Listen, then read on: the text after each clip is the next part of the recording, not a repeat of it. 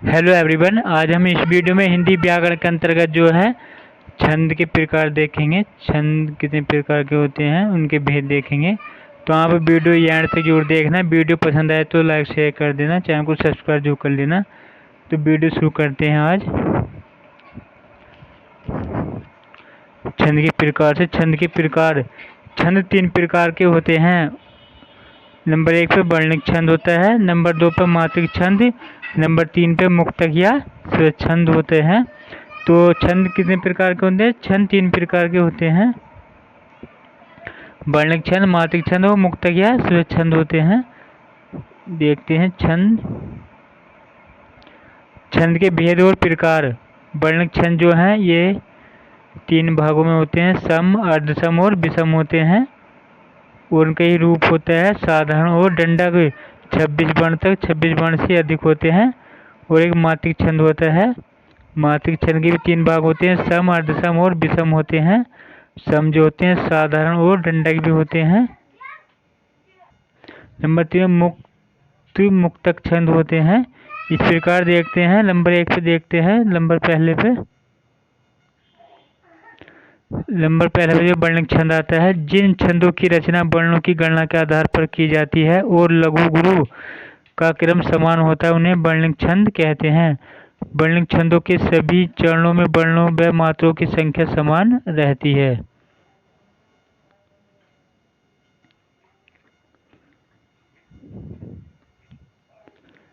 वर्णिक छंद के मुख्य उदाहरण निम्न है। वर्ण संख्या दे रखी है, वर्णिक छंद दे रखा है, वर्ण संख्या और वर्णिक छंद दे रखा है इधर।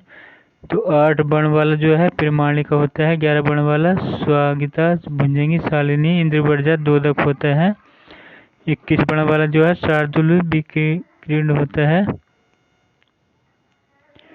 12 वर्ण वाला जो होता है वंशज, भुजंग, प्रिया, दूर्त, विलंबित, त्रोटक होता है। 26 वर्ण वाला जो सवैया होता है। 14 वर्ण जो होते हैं बसंती, तिल्लिका में होते हैं। 31 वर्ण जो होते हैं घनाक्षरी में होते हैं। 15 वर्ण जो होते हैं मालिनी में होते हैं। 32 वर्ण जो होते हैं देव घनाक्षरी में होते हैं। 16 वर्ण जो होते हैं पंचामर चंचला में होते हैं। 31-33 वर्ण जो होते हैं कवित्व और मनरण में होते हैं। 17 वर्ण जो होते हैं मंद्रकांता या शिखरिणा में होते हैं।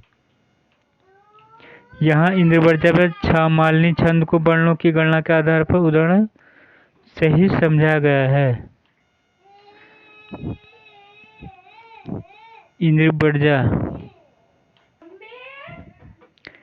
इंद्रवर्जा इसके प्रत्येक चरण में 11 वर्ण होते हैं। 5वें या 6ठे वर्ण पर यति होती है। इसमें 2 तगड़, 1 जगड़ तथा अंत में 2 गुरु होते हैं। जैसे जो मैं नया ग्रंथ बिलोकता हूँ, भाता मुझे सो नव मित्र सा, देखो से मैं नित सार बाला, मानो मिला मित्र मुझे पुराना। तो यहाँ जो है तृतीय और प्रथम चरण में भी जो है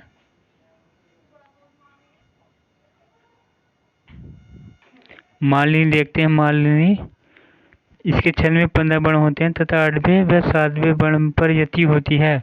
इसके प्रत्येक चरण में 2 नगड़, 1 मगड़ तथा 2 जगड़ होते हैं। अर्थात जिस छंद के प्रत्येक चरण में नए नए मैं यह गण होते हैं वहाँ मालिनी छंद होता है। जैसे उदाहरण दे रखा है, आप देख लेना इसको।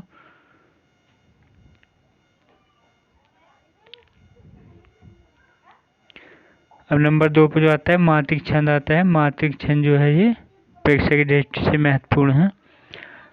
यह छंद मात्रा की गणना पर आश्रित रहता है, इसलिए इसका नामक मात्रिक छंद है। जिन छंदों में मात्राओं की समानता के नियम का पालन किया जाता है किंतु वर्णों की समानता पर ध्यान नहीं जाता, उन्हें मात्रिक छंद कहा जाता है। इन छंदों में गति का महत्वपूर्ण स्थान होता है क्योंकि इसमें लघु व गुरु वर्ण का स्थान निश्चित नहीं होता। मात्रिक छंद के भेद। नंबर 1 पे देखते हैं सम। छंद के 4 चरण होते हैं और चारों की मात्रा या वर्ण समान ही होते हैं, जैसे चौपाई, इंद्रवर्जा आदि। नंबर 2 पे देखते हैं अर्धसम। छंद के पहले और तीसरे चरण तथा दूसरे और चौथे चरणों की मात्राओं या वर्णों में परस्पर समानता होती है, जैसे दोहा, सोरठा आदि। नंबर 3 पर आता है विषम। नाम से ही स्पष्ट है, इसमें 4 से अधिक 6 चरण होते हैं और वे एक समान वजन के नहीं होते, जैसे कुंडलियां, छप्पे आदि।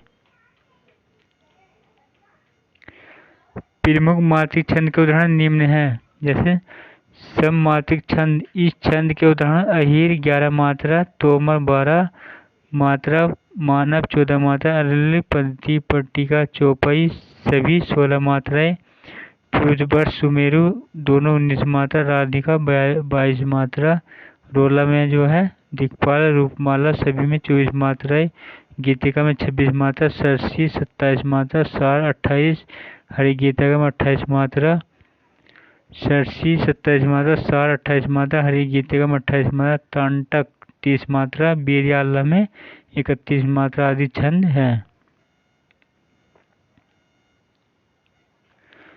अर्धसम मात्रिक छंद देखते हैं। इस छंद के उदाहरण बरवे हैं।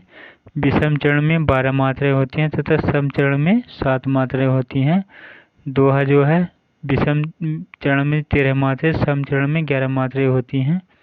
सोरठा में जो है दोहा का उल्टा होता है, उलाला होता है, उसमें विषम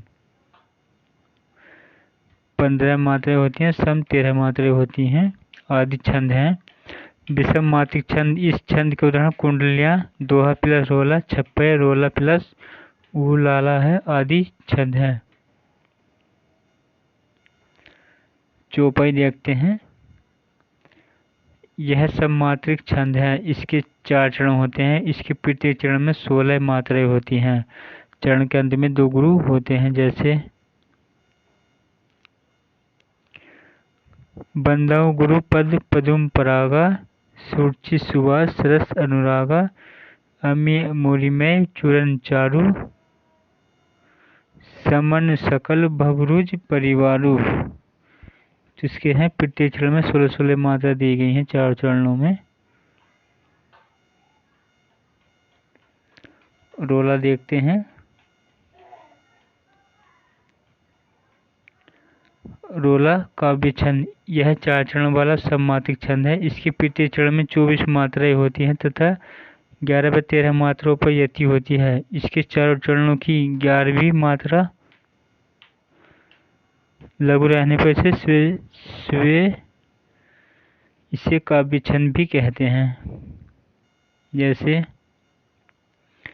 नीलांबर परिधान हरित पट पर सुंदर है, सूर्य चंद्र युग मुकुट मृग रत्नाकर है, नदियां प्रेम प्रवाह फूल तारामंडल है, बंदीजन खगवृंद से फन सिंहासन है।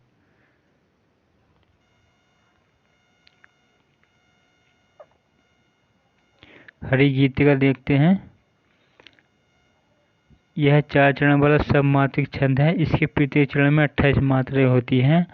अंत में लघु और गुरु तथा 16 व 12 मात्राओं पर यति होती है।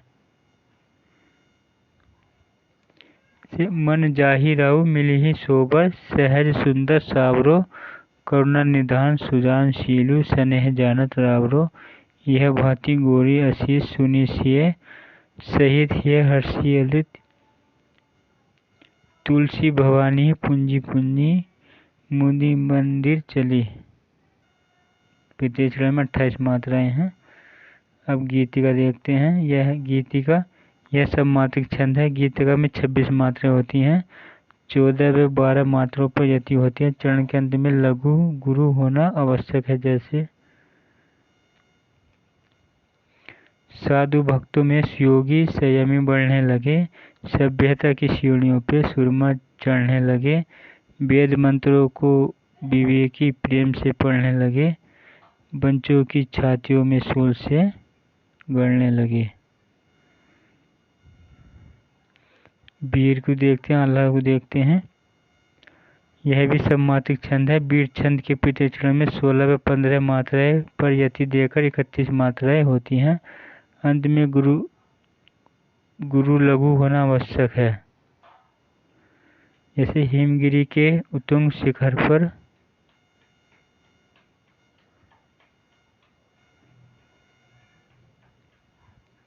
बैठ शिला की शीतल छाह, एक पुरुष भीगे नयनों से देख रहा था पीले प्रवाह। तो इसमें जो है 31 मात्रा होती हैं। अब देखते हैं दोहा। अगला जो हमारा चैप्टर रहेगा दोहे का रहेगा। तो आपको वीडियो पसंद आए तो लाइक शेयर कर देना, चैनल को सब्सक्राइब कर लेना। Thanks for watching this video.